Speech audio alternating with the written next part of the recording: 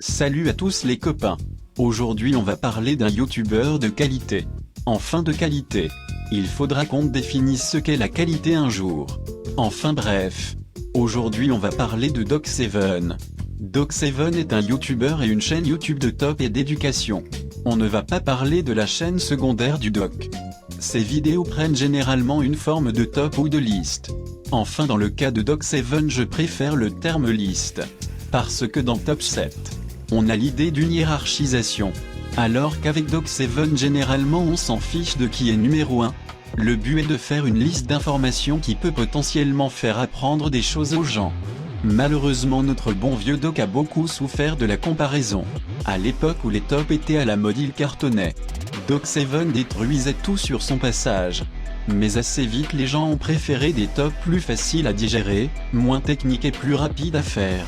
Une sorte de micro-lutte s'est formée entre les tops de qualité, les tops médiocres, et les tops humoristiques, qui sont un peu à part. Avec Doc7 et Poisson Fécond contre Lama Fâché et WatchMojo et Topito et Top 10 derrière. Vous qui disiez que la critique religion était un vrai bordel à comprendre. Mais le topisme c'est une putain de religion bordélique aussi. Attention, ce ne sont que des exemples.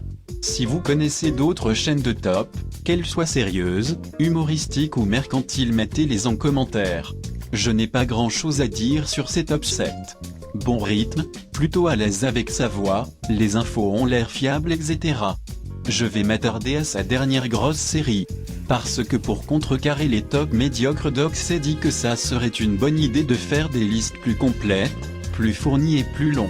Mais là mon cochon il a un peu craqué son slip 77. 77. C'est beaucoup. C'est même trop. Et c'est ça le problème. C'est une énorme erreur d'enchaîner les faits insolites.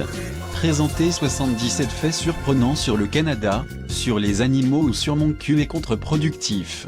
Et ça pour plusieurs raisons. Numéro 1, à enchaîner les informations finissent par devenir banales. On les écoute pas vraiment et on ne les retient pas. Numéro 2, c'est indigeste, c'est très compact et on ne respire pas. C'est presque étouffant. Numéro 3, c'est une faute stratégique. Si le but est de concurrencer Lama Fâché et WatchMojo, pourquoi ne pas garder la même quantité de travail, mais la diviser en plusieurs vidéos, histoire de proposer des mini-séries? Pourquoi ne pas faire des 38,5 faits insolites?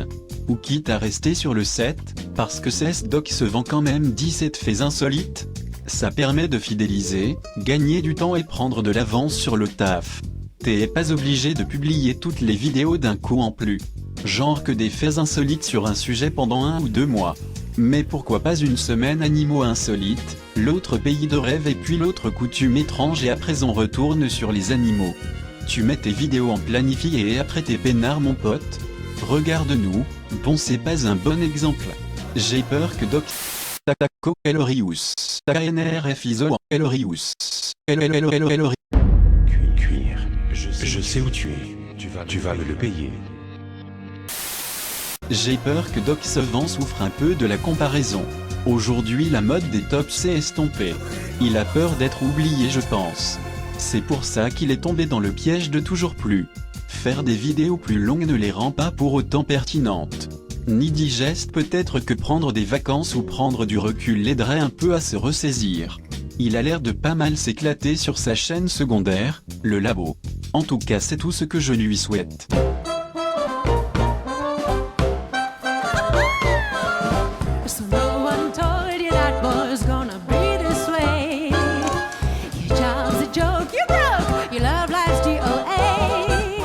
Je vous dis 20 milieux sous les mers ou encore de la Terre à la Lune, évidemment vous me répondez Espèce de salope, je t'ai pris, je t'ai éclaté moi. merci pour votre participation.